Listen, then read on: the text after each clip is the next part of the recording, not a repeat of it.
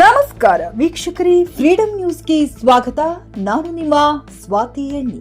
Hubballi June 17ರಂದು 110/11 KV power house sub station ಕಾಂಪೌಂಡ್ನಲ್ಲಿ ತುರ್ತು ನಿರ್ವಹಣಾ ಕಾರ್ಯ ನಡೆಯುತ್ತಿರುವುದರಿಂದ ಜೂನ್ 17ರಂದು ಹುಬ್ಬಳ್ಳಿಯ ಹಲವಾರು ಭಾಗಗಳಲ್ಲಿ ವಿದ್ಯುತ್ ಸರಬರಾಜು ಸ್ಥಗಿತಗೊಳ್ಳಲಿದೆ ಎಂದು ಹೆಸ್ಕಾಂ ಅಧಿಕಾರಿಗಳು ತಿಳಿಸಿದ್ದಾರೆ.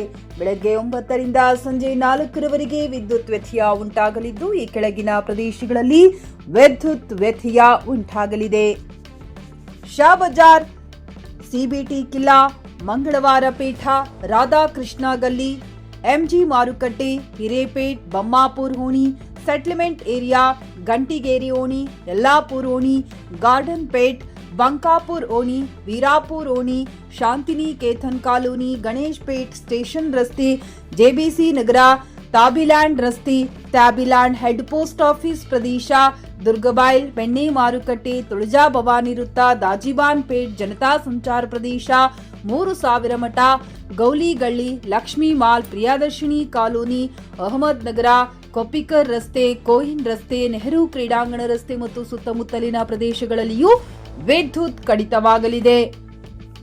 ನಿರ್ವಹಣಾ ಕಾರ್ಯದ ಸಮಯದಲ್ಲಿ ಸಹಕರಿಸುವಂತೆ ಹೆಸ್ಕಾಂ ತೊಂದರೆಗೊಳಗಾದ ಪ್ರದೇಶಗಳ ಗ್ರಾಹಕರನ್ನು ವಿನಂತಿಸಲಾಗಿದೆ.